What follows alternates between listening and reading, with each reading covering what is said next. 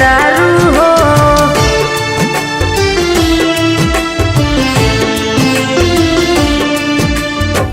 घुंघुटा में लजाली नहीं घोरवा उजारू हो। ससुर भसुर सोझातानी दे तो बाड़ी झाड़ू हो। बाप संगे बेटा वो भी, बाप संगे बेटा वो भी पी के बेहोश बा। मनही के पड़ी भैया, मनही के पड़ी भैया जमनवे के दोस्त बा। मनही के पड़ी भैया जमनवे के दोस्त बा। मनही के पड़ी भैया।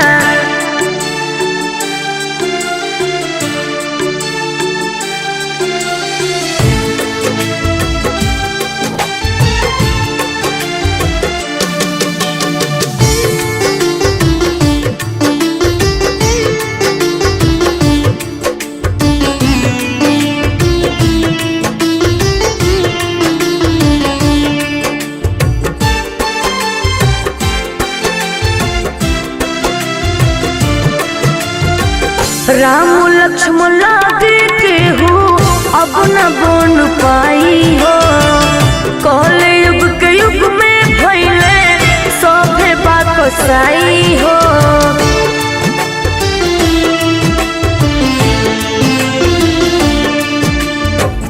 लागता धरतिया अब तो बाह होई जाई हो।